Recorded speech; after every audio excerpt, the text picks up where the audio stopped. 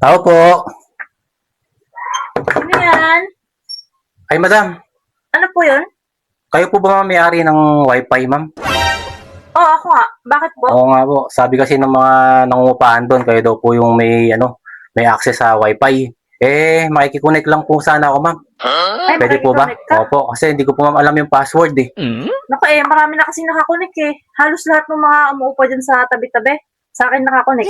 Ay, ganun po ba, ma'am? Manonood kasi ma'am ako eh. Importante ma'am pinapanood ko eh. Kailangan ko po ng access ng wifi nyo. Mukhang bago ka siguro dito, ano? Opo, ma'am. Doon po ako sa dulo. Ang pogi mo naman pala. Ay, hindi naman po, ma'am. Saka, ang tangkad mo. Hindi naman po, ma'am eh. Hindi ko ma'am na ano eh. Ay, ganun ba? Oo nga pala, saan ka nga uli? Sa may dulo po, ma'am. Sa may dulong apartment po. Sa dulo. Opo. Dulo, no?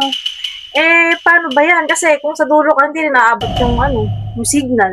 Ay, ganun po ba, ma'am?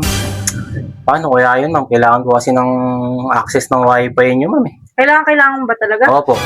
Ano bang trabaho mo? Yun nga po, wala pa eh. Kasi bago lang ma'am ako dyan. Naghahanap pa lang ako ng trabaho. Ng mga pasukan. Kukonek ka sa wifi. Paano kayo makakabayad?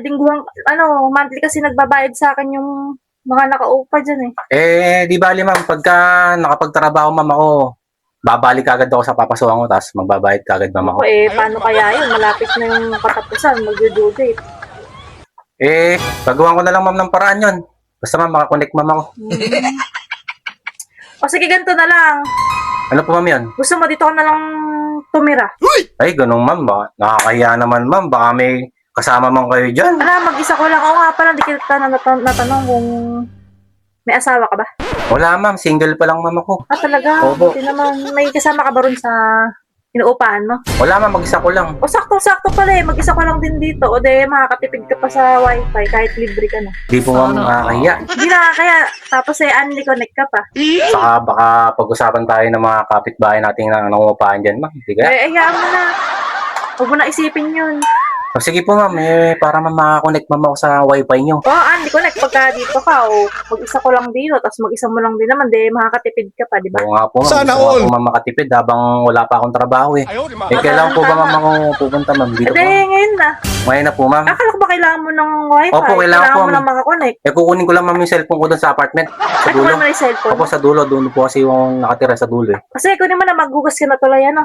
Ay, maghugas na rin po ma'am ako. Kakaligo ko lang kasi. Sana all. Maghugas ka na para maganda-ganda yung signal. Makakonect ka kaagad. Sige po ma'am, para connect po ma'am kagad, no? Sige, hintayin kita. Bilisan mo, ha? Unli connect po ma'am yan, no? Unli connect. Saka unli password ma'am, ano? Unli password. Sige po ma'am, para makaligo na rin po Sige, ang tuloy. dumiretso ka na lang dito. Hindi ko na isasara. Ma'am, kailangan ko ma'am connect agad para pagdating ko ma'am dito, i-connect ko na po ma'am agad Anong yun. problema? Ikakonect kita kaagad. Sige ma'am, mag-ready ka Mabilis na. na mabilis pa sa alas 4. Mag-ready ka na dyan ma'am, at maliligo lang ako sa Sige, bilisan mo. bed ko. Maghugas ka mabuti, ha? Sige po ma'am. Hayop ka talaga! Sige kita.